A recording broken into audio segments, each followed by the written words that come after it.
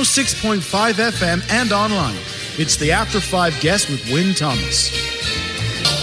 And time now for my After 5 guest to the programme. That is Mike Parker and his book, All the Wide Border, Wales, England and Places in Between. Mike, thanks for your company this afternoon.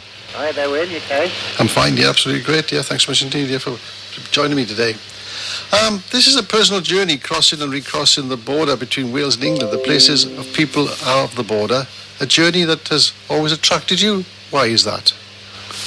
Well, I mean, I've spent half my life on one side and half on the other, I suppose, most fundamentally. I mean, I grew up in Worcestershire, 40 miles one side of the line. I've lived in Montgomeryshire, 40 miles the other side of the line for the last 23 years. So I suppose, yeah, basically it was a line that I keep crossing and crossing, almost every week of my life. So it felt like a topic that I was always going to want to go to. It really felt like the book I always had to write, actually, if I'm honest.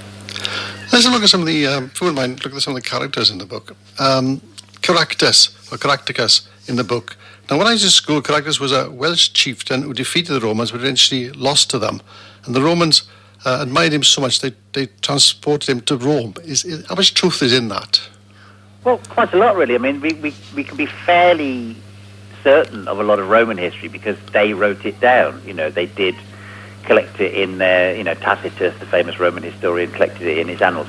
Of course, the proviso has to be made that this was with the inevitable kind of, winner's bravado baked in. So chances are everything wasn't quite as they put. But I think we can be pretty confident of the bones of the account that this was the case, and that he did indeed end up in Rome. I think they probably took him there. I mean, we turned it into something that was because they admired him so much, but I think it was more as a trophy, really. Look, we've even got the big cheese. We've captured him, so we've really done our job. We've really conquered the British, i.e. the Brythonic tribes, i.e. the Welsh. So, do we know what happened to him afterwards? No, that's a good point. No, he sort of vanished into obscurity, really. And he's thought to, I don't know. No, we don't. I mean, he sort of served his purpose. Whether he became a sort of native of Rome, I don't know. That's a strange thing, isn't it? Yeah. So you said you were born in England, spent most of your life in Wales. So what would your parents have thought of you living in Wales? What did they think of Wales? Well, that's a question and a half, really, because I don't know. I mean, if I'm honest, my mum's never been a fan.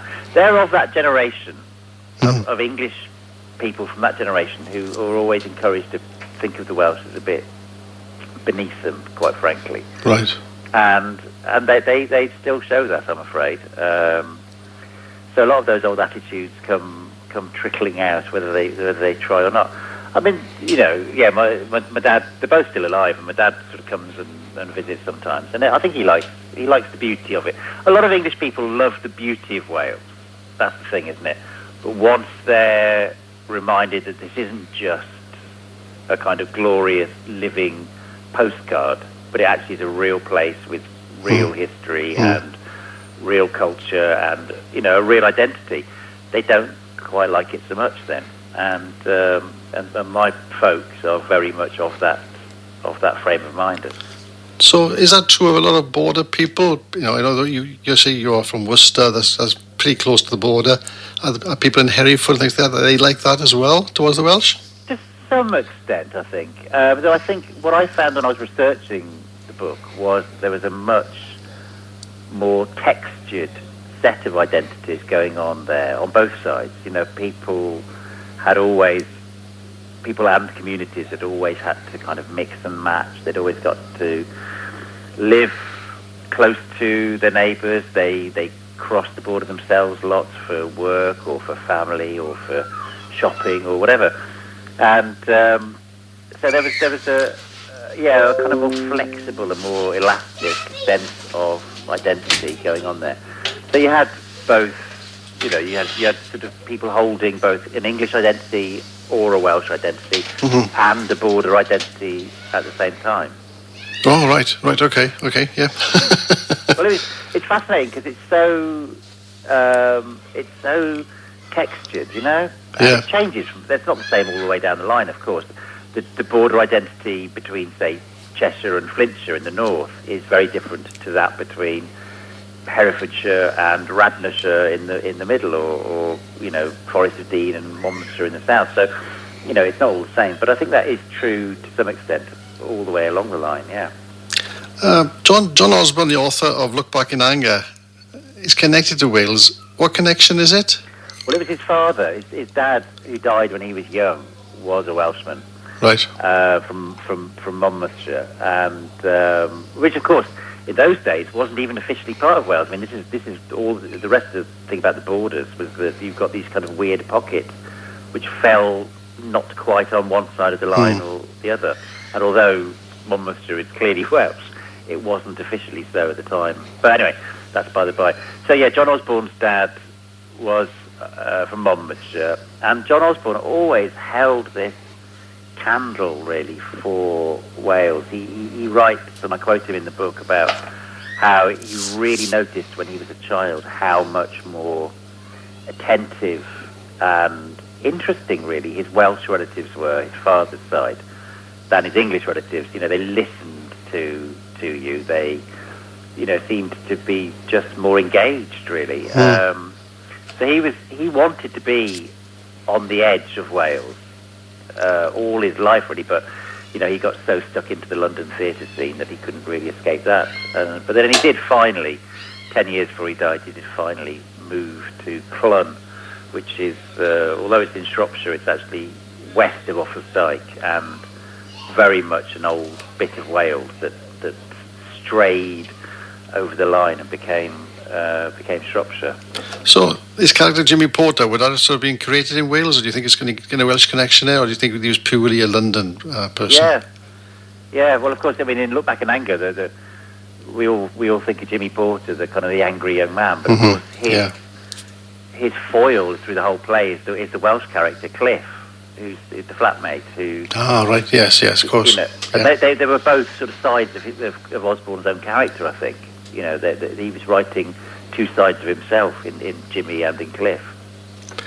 The Severn is, of course, the frontier river for us here in South Wales. We see it more because of the bridges and the actual travel into England.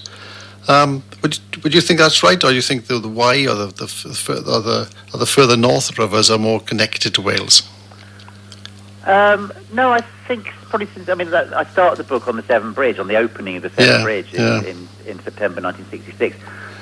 And the reason for starting it there and then was because that seemed to me to be the moment where the relationship was between the two sides were kind of celebrated and held up, and you know, in the most sort of optimistic sense.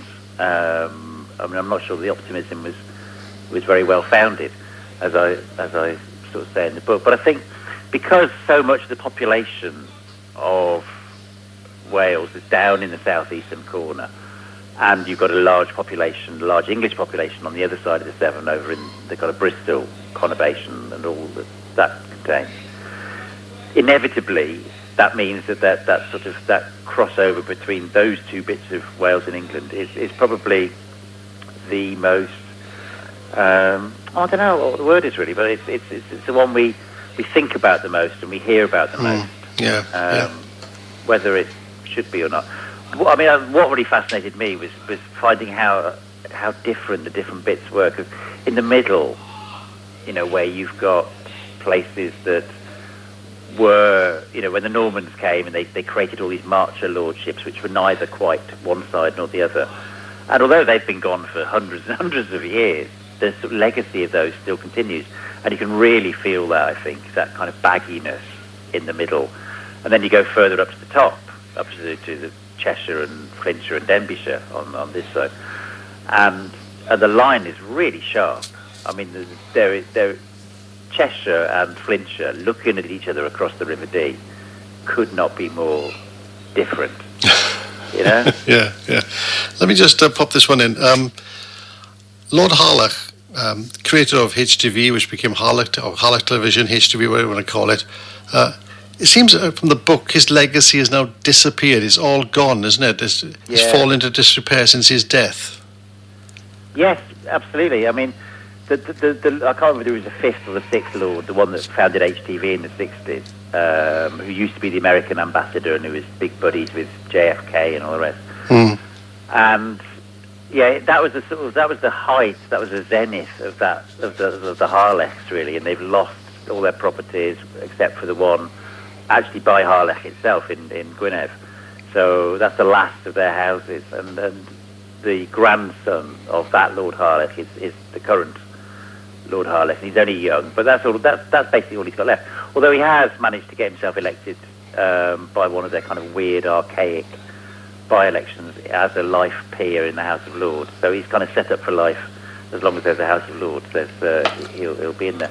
But yeah, I mean, in the book I sort of say that the story of the Lord Harlech is kind of a mirror to the rise and fall of the whole kind of Anglo-Welsh squirearchy, really. I mean, that was once the Anglo-Irish started to lessen considerably because Ireland was heading towards independence, then Anglo-Welshism became a kind of substitute for that to some extent.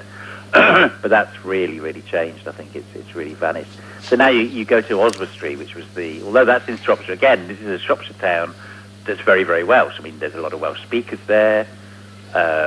It's got a Welsh bookshop. It's got, streets named in Welsh and a park and all the rest of it. But that was the headquarters of the Lords Harlech. But there's nothing left of their estate there now at all. It's all gone. It's all been sold. So, I mean, there's obviously you cover pieces like you place people like Llywelyn and Owain Glyndŵr who played a part in his border disputes. You talk about different people as well in the book. But one thing when we think about it, I mean, I was just going to say you mentioned Chester as well, which is obviously every Welsh person wants to go to Chester because something posh about it. Yeah. But you mentioned as well, when we talk about borders now, this border of Ukraine and Russia, that's mentioned in the book as well. So you must be very strong feelings about what's happening in Ukraine. Yes, really. I mean, it was quite bizarre because when I was writing the book, and here I was worrying away like a terrier on this ancient border between England and Wales, and suddenly, when Russia invaded Ukraine and people were, we saw on the news every night people waving their menfolk off at the Polish-Ukrainian border as the women and children went into Poland and the men went back into Ukraine to fight, and the border, we saw how live a border can be, as we do in any conflict, really. I mean, all the migrant crises and all the rest of it, they're all, borders are very much in the news all over. So, it sort of made me reflect, really, how much, the dark side of their existence. I mean, it seems to be that's how we organise ourselves. We organise ourselves as a human race into nations and nation states. So that means we will have borders. So I suppose what I was trying to write about was one that is, because I met people who said, "Oh, I wish there wasn't a border between England and Wales. I wish that we could sort of just forget about it, stop going on about it." And I met a few people who said that to me. But the thing is, it's been there for at least 2,000 years. It's real. It's deep. It's long-standing. You can see the difference. You can feel the difference. You can smell the difference when you go from one side to the other. It clearly is a real line. But yes, of course, you see something as in what's happening in Ukraine, and you realise, well, it's a warning. It's a warning of what can happen when people when borders go bad, really. Well, Mike, thanks so much for being my After Five guest. Delight. The book is called All the Wide Borders. It really is a fantastic read. I mean, there's so much stuff in the book. I just can't cover it in one and two, sorry, Mike. But it's All the Wide Borders. It goes Wales, England, and the places in between. It's absolutely a fantastic read. Wonderful stuff indeed. Thanks so much for being my After Five guest today. Thank you, and it's been lovely to talk to you. Thank you indeed. Bye-bye.